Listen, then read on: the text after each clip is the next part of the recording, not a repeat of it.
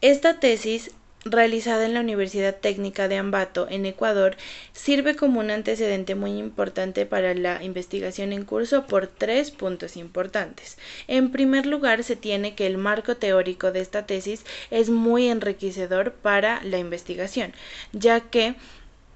tiene las definiciones de estrés, de fases del estrés, de tipos de estrés y sobre todo una definición muy clara de qué es el estrés académico. Y esta es la base para que en otras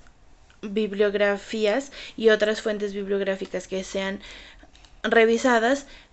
se puede hacer un filtro, ya que si la bibliografía no se relaciona con este primer concepto, quiere decir que no es útil para la investigación. En segundo punto, es muy importante esta tesis ya que nos acerca hacia las respuestas que dieron algunos estudiantes a sus impresiones sobre el estrés académico, y con estas respuestas se puede evidenciar que efectivamente la población encuestada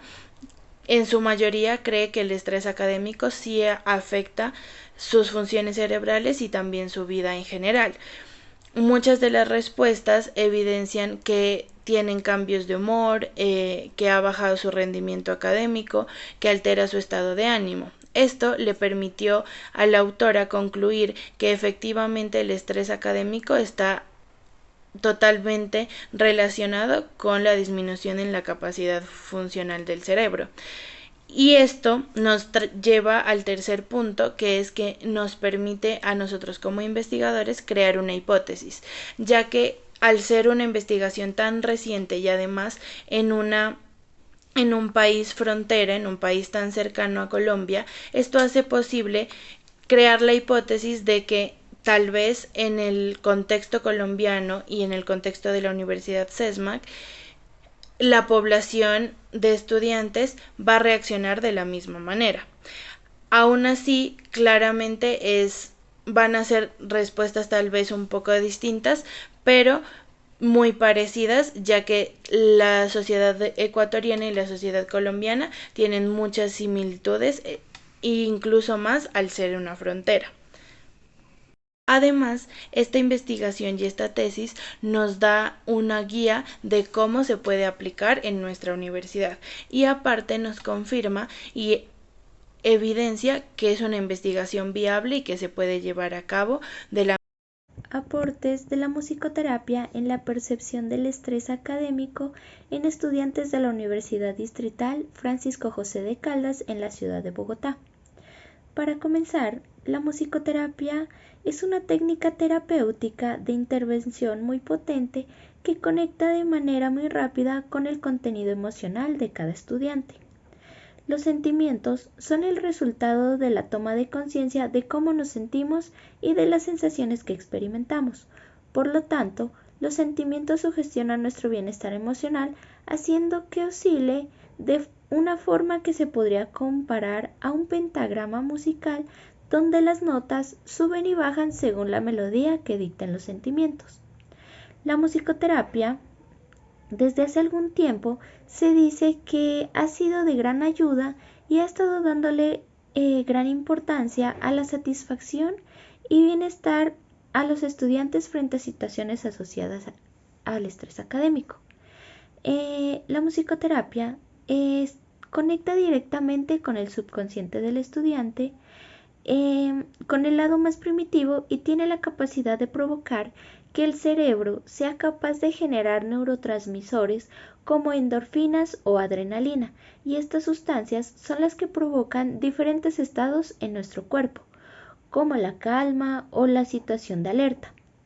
Los beneficios que la musicoterapia puede brindar a los estudiantes es que demuestra que la música nos puede ayudar a ganar control sobre nosotros mismos, incrementando la autoestima y equilibrando nuestro bienestar emocional académico, para así gestionar con eficacia nuestros sentimientos y emociones en cuanto a nuestros estudios. Entonces, nuestra siguiente investigación lo que pretendió fue arrojar una pequeña muestra de los efectos de la musicoterapia en cuanto al desarrollo individual de los estudiantes. pues ésta pretende ante todo reducir los niveles de ansiedad y de estrés al que muchos de ellos se ven sometidos a diario, ya sean víctimas de su propia situación de riesgo o exclusión social y estudiantil, sumada o no a diferentes patologías que lamentablemente el estudiante llegue a padecer.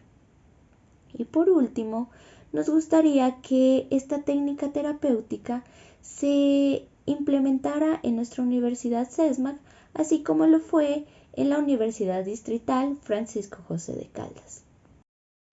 El estrés a nivel nacional. Cuando hablamos de estrés a nivel nacional nos estamos refiriendo a una forma de cómo el estrés provocado por cargas universitarias nos afecta a nosotros como personas. Podríamos decir que es un cansancio básicamente mental,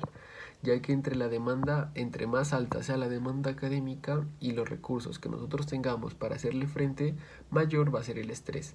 ¿Cómo nos podemos dar cuenta de que un alumno está estresado? Nos podemos dar cuenta ya que el alumno perdería la hora de dormir, tendría muy descompensado el horario del sueño y dormiría en horas que no son aptas para el ser humano dormir. No dormiría ni siquiera las 8 horas completas, que son las que se recomienda para mantener un buen funcionamiento del cerebro y mantener un buen estado físico a la hora del rendimiento de todo el día en general, de las 12 horas que uno se mantiene. También pierde el apetito y come muy poquito, se pierde el horario de la alimentación, come muy descompensadamente e incluso hasta lo puede llevar a un aislamiento. Este aislamiento se destaca ya que pierde el gusto por hacer cosas y actividades que a la persona le gustaba y prefiere quedarse encerrado, ya sea hundiéndose en una depresión causada por el estrés o tratando de buscar métodos de ayuda para superar esto. La clave para nosotros poder identificar correctamente el estrés académico es conocer las dos partes, ya que hay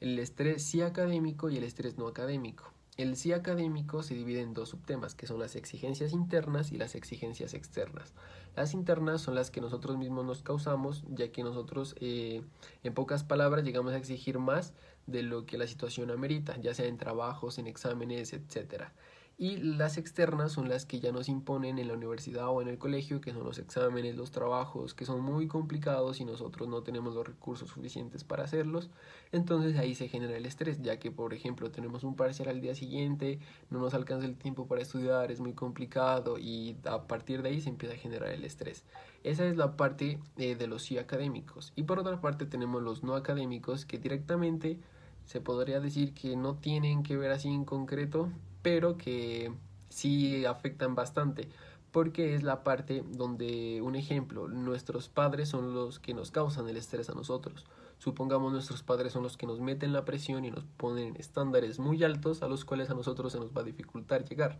Entonces va a ser como que siempre vamos a mantener con la presión de nuestros padres y a esto se los conoce como los no académicos. Algunos tips que se pueden dar para ayudar a combatir el estrés y poder evitarlo es que nosotros seamos organizados mediante nuestro horario de clases, dejando las actividades más importantes al principio para al final dejar los detallitos o las que no son tan difíciles de realizar, así manteniendo nuestro horario académico organizado y no generando estrés entre si tenemos trabajos pendientes o no, ya que a veces nosotros dejamos siempre lo más complicado para lo último, o dejamos cositas pendientes para lo último que al final van a generar que mientras menos tiempo tengamos para poder resolver estas actividades, mayor va a ser la carga de estrés para nosotros, ya que no sabemos cómo vamos a resolver o cómo vamos a poder tener todo al día. Otro tip que se puede dar es que tengamos pausas activas mediante cada trabajo. Una pausita activa de unos 15 a 10 minutos está bien, vamos, comemos algo, nos echamos agua, cualquier cosita que nos genere una pausa, un descanso para nosotros poder seguir y así nuestro cerebro también descansa. Y el último tip que les puedo dar es que alejemos cosas distractivas, cosas que nos pueden distraer a nosotros y nos hagan perder el tiempo, porque como les mencioné anteriormente, entre menos tiempo nosotros tengamos para presentar un taller, un examen o algo, mayor va a ser la carga de estrés, ya que no sabemos cómo nosotros podemos llegar a hacer las cosas rápidamente o incluso a veces hasta por el afán podemos hacer las cosas mal. Entonces es Son 3 tips que son muy básicos y muy fundamentales para que nosotros podamos combatir y así poder ir evitando las cargas de estrés. Algunas de las temáticas que podemos profundizar a lo largo de esta investigación y en la lectura de los 3 artículos científicos fueron el lóbulo frontal, el lóbulo temporal, la ínsula, el cerebelo, el sistema límbico, el hipocampo y la amígdala, ya que estos están relacionados con las emociones y esta es la idea principal de los 3 artículos científicos que hablan sobre estrés. Bueno, y para finalizar, podemos encontrar las siguientes conclusiones con respecto a nuestra pregunta de investigación. Como primero tenemos que, en efecto, el estrés académico disminuye nuestras funciones cerebrales, ya que los niveles altos de estrés afectan directamente a nuestro cerebro.